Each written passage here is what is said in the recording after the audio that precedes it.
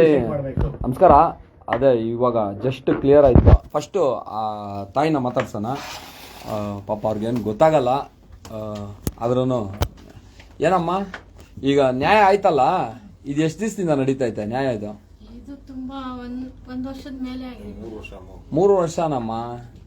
ಅಲ್ಲ ಇಲ್ಲಿ ಹಾಂ, ಸರಿ. ಖುಷಿ ಆಯ್ತಾ ನಿನಗೆ? ಸಂತೋಷನಾ? ಬಂದಿದ ತಕ್ಷಣ ಅವಾಗಲೇ ನಮ್ಮ ಆಫೀಸಲ್ಲಿ ಹತ್ಕೊಂಡು ಗೋಳಾಡ್ದಲ್ಲ, ಇವಾಗ ಏನು ನಗ್ತಾ ಇದೆಯಾ? ಖುಷಿ ಆಯ್ತು. ನನ್ನ ಸಮಾಧಾನ. ನಮ್ಮ ಆಸೆ ನಮ್ಮ ಮಗನಿಗೆ ಅಂತ ಮಾಡಿದ್ದು. ಹೌದಾ, ಸರಿ. ನಮ್ಮ ಬ್ಯಾಂಕ್ ಅವ್ರ ಮೇಲೆಲ್ಲ ಅಸಮಾಧಾನ ಏನಿಲ್ಲ ತಾನೆ? ಖುಷಿ ಆಯ್ತಾ? ಸರಿ ಬ್ರದರ್ಸ್, ತುಂಬ ಧನ್ಯವಾದಗಳು.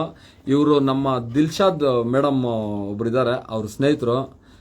ಬ್ಯಾಂಕಲ್ಲೇ ನಿಜವಾಗ್ಲೂ ಮಾನವೀಯತೆಯಲ್ಲೇ ನಮಗೆ ಒಂದು ನ್ಯಾಯ ಮಾಡಿಕೊಟ್ಟವ್ರೆ. ಇವ್ರ ಬಗ್ಗೆ ನಮಗೆ ಸಂತೋಷ. ಬ್ರದರ್, ನಿಮ್ಮ ಹೆಸರು? ದರ್ಶನ್ ಅಂತ. ನಿಮ್ಮ ಹೆಸರು ಬ್ರದರ್? ಮುರಳಿ ಅಂತ. ನೀವು ಬ್ಯಾಂಕ್ ಹೆಸರು ಹೇಳು ಅಂದ್ರೆ ಹೇಳ್ತೀನಿ, ಇಲ್ಲ ಅಂದ್ರೆ ಬೇಡ. ಹಾಂ, ಸರಿ ಸರಿ. ಯಾಕಂದ್ರೆ ಬೇಡ, ಅವ್ರಿಗೆ ಇಷ್ಟ ಇಲ್ಲ ಅಂತ. ಬ್ಯಾಂಕಲ್ಲೇ ಒಳ್ಳೆ ನ್ಯಾಯ ಆಯಿತು. ಪಾಪ ಬಡವ್ರಿಗೆ ಒಂದು ನ್ಯಾಯ ಸಿಕ್ಕಿದೆ. ಅವ್ರಿಗೇನು ನಾವು ಇಲ್ಲಿ ಹೇಳಿದ್ರು ಒಂದು ಮಾತು, ಅವರು ಇಲ್ಲ ಅಂದಿರ ಒಂದು ಸಹಾಯ ಮಾಡಿದ್ದಾರೆ. ನಾವು ಬಂದಿದ್ದೆ, ನಾವು ರಿಕ್ವೆಸ್ಟ್ ಮಾಡ್ಕೊಂಡ್ರಿ. ಪಾಪ ಬಡವರಿದ್ದಾರೆ, ಅವ್ರಿಗೆ ಗೊತ್ತಾಗಲ್ಲ. ಪಾಪ ಅವರು ತಾಯಿ ಕ್ಯಾನ್ಸರ್ ಪೇಷಂಟ್ ಇದ್ರು, 4th ಸ್ಟೇಜಲ್ಲಿದ್ದರು. ಊಟ ಮಾಡೋಕ್ಕಾಗ್ತಾ ಇಲ್ಲ. ಒಂದು ಪೈಪ್ ಹಾಕಿ ಊಟ ಪೈಪಲ್ಲಿ ಮಿಕ್ಸಿನಲ್ಲಿ ರೈಸೆಲ್ಲ ರುಬ್ಬಿಟ್ಟು ಪೈಪಿಂದ ತಿನ್ನಿಸ್ತಾ ಇದ್ರು. ಪಾಪ ಅವರು ಎಷ್ಟು ದಿವಸ ಆಯ್ತು ತಿರೋಗಿ? 2 ತಿಂಗಳಾಗಿದೆ ತಿರೋಗಿ. ಅವ್ರು ಪಾಪ ಅವ್ರ ತಾಯಿ ಇರೋವಾಗಲೇ ಇದೊಂದು ನ್ಯಾಯ ಆಗಿದ್ರೆ ಪಾಪ ಅವರು ಖುಷಿಯಾಗಿ ಇದಾಗ್ತಾ ಇದ್ರು. ಇವಾಗಾದರೂ ಅವ್ರ ತಾಯಿ ಆತ್ಮಕ್ಕೆ ಶಾಂತಿ ಸಿಗಲಿ ಅಂತೇಳಿ ಈ ಬ್ಯಾಂಕ್ ಅವ್ರಿಗೆ, ನಿಮ್ಗೆಲ್ಲ ಒಳ್ಳೇದಾಗಲಿ ಬಿಡ್ರಿ ಇವರೇ ನಿಮಗೆ. ಆಮೇಲೆ ನಮ್ಮ ಸ್ನೇಹಿತರು ಒಬ್ರು ಹಿಂದೆ, ಅವ್ರನ್ನ ತೋರಿಸ್ಬಾರ್ದು, ಅದು ತೋರ್ಸಲ್ಲ ಅವ್ರನ್ನ. ಅವ್ರ ಕೈ ಮಾತ್ರ ನೋಡ್ಕೊಳ್ರಿ, ಕೈ ಕಾಣಿಸ್ತಲ್ಲ. ಅವ್ರಿಗೂ ಒಳ್ಳೇದಾಗ್ಲಿ. ಇರ್ಲಿ ಬಿಡಿ ಬ್ರದರ್. ಯಾರಿಗೋ ನೋಡಿ, ಯಾರನ್ನೂ ನಾವು ಪಾಯಿಂಟ್ ಆಫ್ ವ್ಯೂ ಮಾಡಿ ಹೇಳಕ್ಕಾಗಲ್ಲ. ಇದು ಇವತ್ತು ನಿಜವಾಗ್ಲೂ ಇವತ್ತು ಯಾವ್ದಾವ್ದೋ ಕೆಲ್ಸಗಳಿತ್ತು, ಅದ್ರ ನಡುವೆ ಇದು ನನಗೆ ತುಂಬ ಸಂತೋಷ ಆಯಿತು, ಇದು ಸೆಟ್ಲ್ ಆಗಿದ್ದು. ಪಾಪ ನನಗೂ ಈ ಅಮ್ಮ ಸುಮಾರು ಎಷ್ಟು ಫೋನ್ ಮಾಡಿರ್ತೀಯಮ್ಮ ನನಗೆ? ಎಷ್ಟೊಂದು 2,000 ಫೋನ್ ಮಾಡಿರ್ತೀಯಾ? ಅಷ್ಟು ಪಾಪ ಗೊತ್ತಾಗಲ್ಲ ಅವ್ರಿಗೆ. ಇವನು ಅವ್ರ ತಮ್ಮ. ನಿನ್ ಖುಷಿ ಆಯ್ತೇನಾ? ಸಮಾಧಾನ ಆಯ್ತಾ? ಸರಿ, ಎಲ್ಲರಿಗೂ ಸಮಾಧಾನ ಆಯ್ತು. ನಮ್ಮ ನರಸಿಂಹಸ್ವಾಮಿ ಇಲ್ಲ ಕೂತವ್ರೆ ಸೈಲೆಂಟಾಗಿ. ಗುರು, ಇನ್ನು ಖುಷಿ ಆಯ್ತಾ ಗುರು? ಫುಲ್ ಖುಷಿ. ಹಲೋ, ಸರಿ. ಅವ್ರು ಅನಂತಿಲ್ಲ.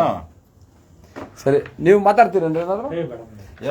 ಈ ಬ್ಯಾಂಕಲ್ಲಿ ವ್ಯವಹರಿಸುವಾಗ ಹುಷಾರಾಗಿ ಅವರು ಟರ್ಮ್ಸ್ ಅಂಡ್ ಗುರು ನಿಮಿಷ ಟರ್ಮ್ಸ್ ಅಂಡ್ ಕಂಡೀಷನ್ಸ್ ಸ್ವಲ್ಪ ದಯವಿಟ್ಟು ಓದ್ಕೊಳ್ಳಿ. ಯಾಕಂದ್ರೆ 3 ವರ್ಷ ಕಟ್ಟಿದ್ರು ನೀವು ತಗೊಂಡಿರೋ ಅಸಲಲ್ಲಿ ಇನ್ನ 1 ಲಕ್ಷ 2 ಲಕ್ಷ ಜಾಸ್ತಿ ಆಗಿರುತ್ತೆ ಬ್ಯಾಂಕಲ್ಲಿ. ಬ್ಯಾಂಕ್ ರೂಲ್ ಪ್ರಕಾರ ದಯವಿಟ್ಟು RBI ಗೈಡ್ಲೈನ್ಸ್ ಏನು ಕೊಟ್ಟಿರ್ತಾರೋ ಅದನ್ನ ಓದ್ಕೊಂಡು ವ್ಯವಹರಿಸಬೇಕು ಅಂತೇಳಿ ಎಲ್ಲರ ಹತ್ರ ವಿನಂತಿ ಮಾಡ್ತಾ ಇದ್ದೀನಿ. ಜೈ ಹಿಂದ್, ಜೈ ಕರ್ನಾಟಕ.